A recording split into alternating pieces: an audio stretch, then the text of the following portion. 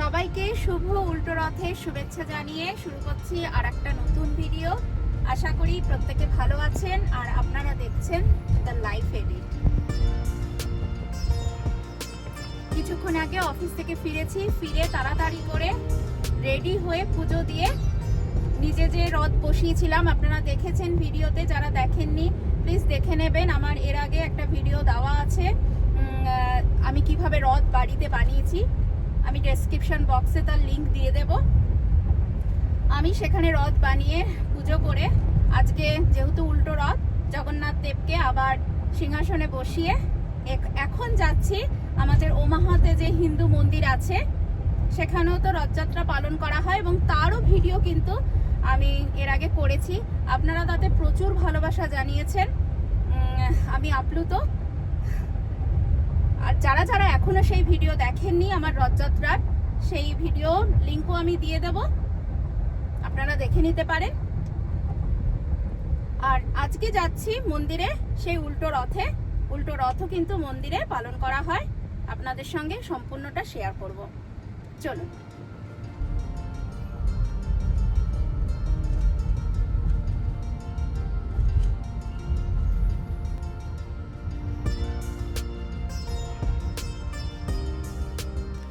পৌঁছে গেলাম ওমাহা হিন্দু মন্দিরে, যেখানে নাকি আজকে আয়োজিত হচ্ছে উল্টো রথযাত্রা।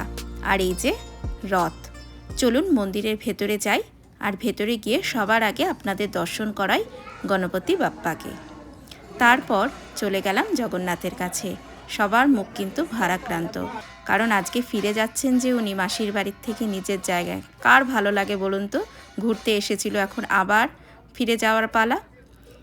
সবার আগে বলরামকে যথাযথ নিয়ম অনুযায়ী আগে রথে বসানো হয়, কিন্তু হলো এক কাণ্ড। বলরামের এই চূড়া গেল আটকে। তারপর বলরামকে কিন্তু অন্য দরজা দিয়ে বার করানো হলো।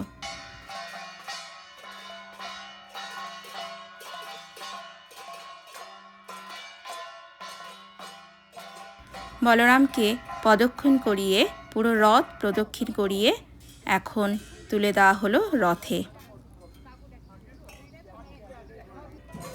এইবার সুভদ্রা মাতার পালা। ওনাকে সমস্ত মহিলারা মিলে নিয়ে চললেন আবার রথের দিকে। দেখুন, এটা আমার বড্ড ভালো লাগে। সমস্ত মহিলারা মিলে সুভদ্রা মাতাকে নিয়ে যায়।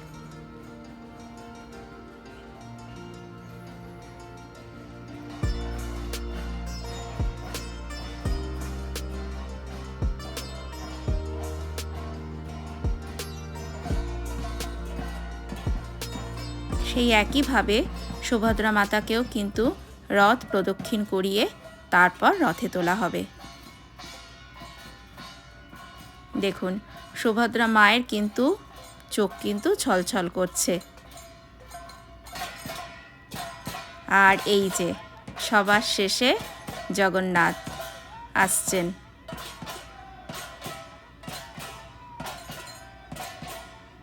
জগন্নাথের এই চোখ, এই রূপ দেখলে শরীরে যেন কাঁটা দিয়ে ওঠে, তাই না? জগন্নাথ দেবকেও কিন্তু রথ প্রদক্ষিণ করানো হচ্ছে, ঠিক যেরকমভাবে রথের দিন হয়েছিল। উল্টো রথেরও কিন্তু একই নিয়মের কোনো তারতম্য নেই, শুধু তারতম্য হচ্ছে লোকজনের, মানে উচ্ছ্বাস। রথের দিন যতটা মানুষের মনে আনন্দ থাকে, যত ভিড় ভাট্টা, উল্টো রথের দিন কিন্তু ততটাই কম। অনেক কম লোক আজকে মন্দিরে এসেছে।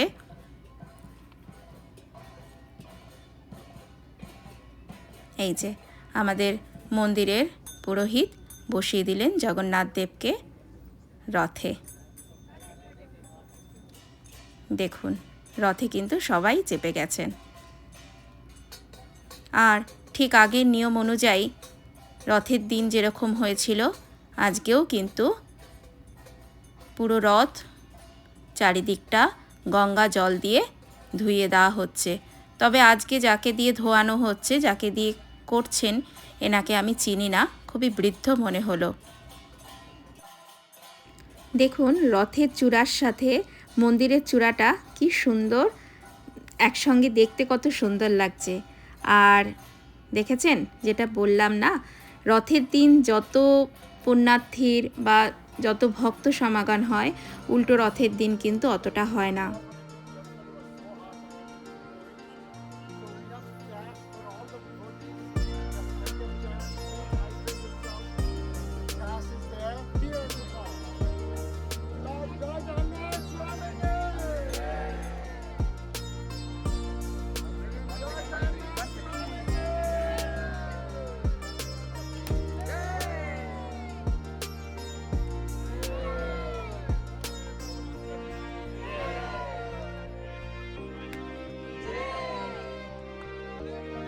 নারকেল ফাটিয়ে কিন্তু যাত্রা শুরু করা হলো।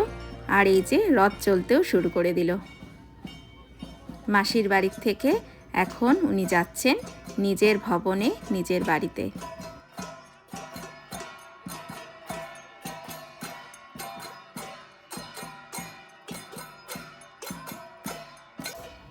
আমি রাই দুজনেই কিন্তু একটু রথ টানলাম, দড়ি ধরে টানলাম রথের দড়ি। রথের দড়ি টানা নাকি খুব ভালো। আর সেদিনকে এত গরম পড়েছিল না, মানে বলার মতো না, হাঁটতে পারছিলাম না, এত তাপ ছিল, এত তাপ। আর এখানে দেখুন কি সুন্দর নাচ করছে সবাই। আর এই যে বললাম না এত তাপ ছিল, আর মন্দিরের এক পুরোহিত খুব সুন্দর একটা কাজ করলেন। সত্যি মানে কি বলবো, এত ভালো লাগলো, যাতে ভক্তদের হাঁটতে কষ্ট না হয়। সবাই তো খালি পায়ে হাঁটছে, তাদের জন্য উনি কিন্তু পুরো জায়গাটা জল দিয়ে ভিজিয়ে দিলেন, যাতে কারুর কষ্ট না হয়।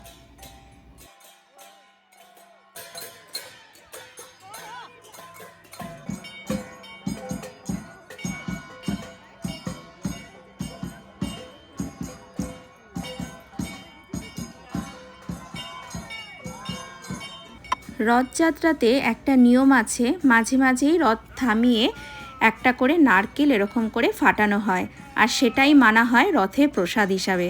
দেখুন সবাই কীরকম ছুটে ছুটে প্রসাদ নিচ্ছে, আমিও কিন্তু নিয়েছিলাম।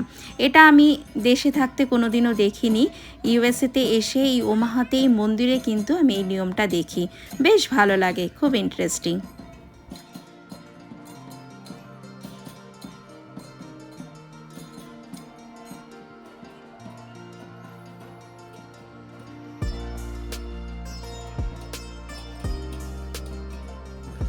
রথের দিনের মতো আজকেও কিন্তু মন্দির থেকে এরকম শরবত দিয়েছিল সমস্ত ভক্তদের জন্য।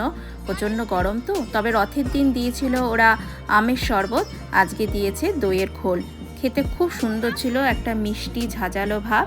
আর এবং সেটা খুব মানে কি বলবো, এই গরমে মনে হচ্ছিল যেন অমৃত খাচ্ছি।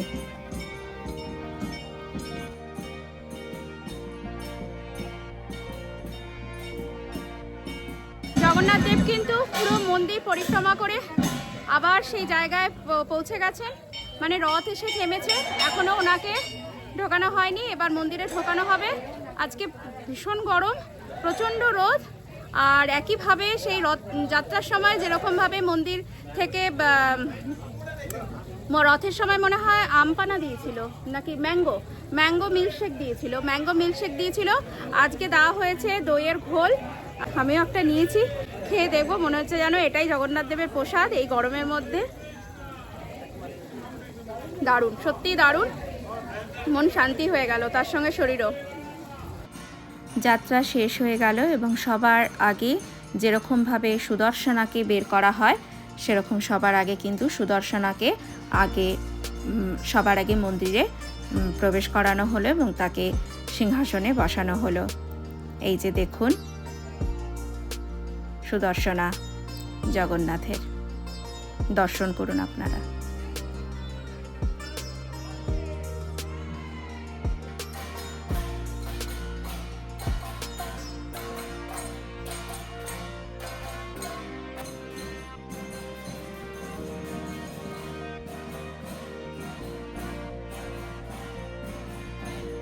সেই যথাযথ নিয়ম অনুযায়ী আবার সুভদ্রা মাতাকে সমস্ত মহিলারা মিলে সিংহাসনে বসিয়ে দিলেন।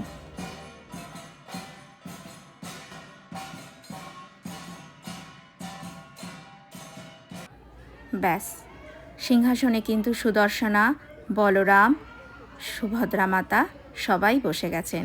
বাকি পড়ে রয়েছে জগন্নাথের। কিন্তু এখনই আসল ইন্টারেস্টিং জায়গা, সেটা হচ্ছে খেয়াল করে দেখুন, মন্দির থেকে সমস্ত পুরুষদের কিন্তু বার করে দেওয়া হচ্ছে। হ্যাঁ, সমস্ত পুরুষদের, ইভেন একটা বাচ্চা ছেলেকেও কিন্তু মন্দিরের ভেতর রাখা হচ্ছে না। সবাইকে বলে বলে মন্দির থেকে বার করে দেওয়া হচ্ছে। তার কারণটা একটু পরে বলছি।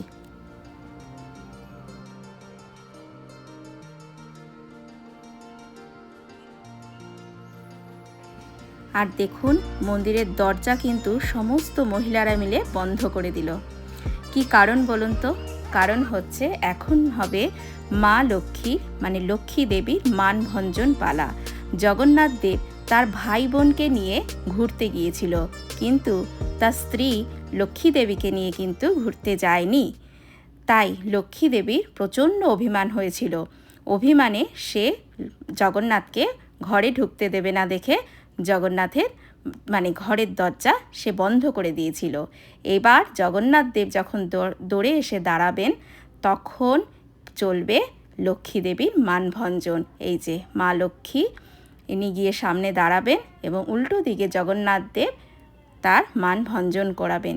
যদি লক্ষ্মী দেবীর মানভঞ্জন হয়, তবেই কিন্তু লক্ষ্মী দেবী দরজা খুলবে এবং জগন্নাথ দেব কিন্তু মন্দিরে প্রবেশ করতে পারবেন। এই যে দেখুন, শক্ত করে কিন্তু ধরে আছে।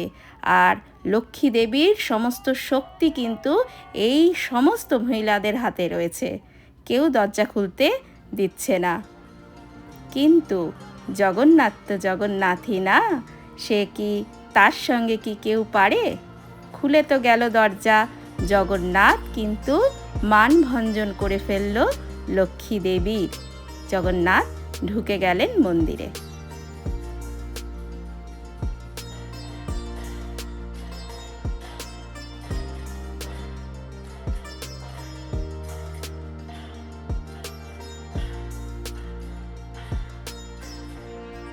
দেখুন দেখি, লক্ষ্মী দেবীর মানভঞ্জন করে জগন্নাথের মুখে কি হাসি। মাসির বাড়ির থেকে ফেরার সময় চোখ দুটো যেন ছলছল করছিল, এখন কিন্তু মানে মুখে যেন হাসি আর ধরছে না। কি রূপ! এই রূপ দেখে সবাই আত্মহারা হয়ে যায়। আর কি নাচ দেখুন! আফটার অল লক্ষ্মী দেবীকে ভোলাতে পেরেছে তো বড় কথা, বলুন তো।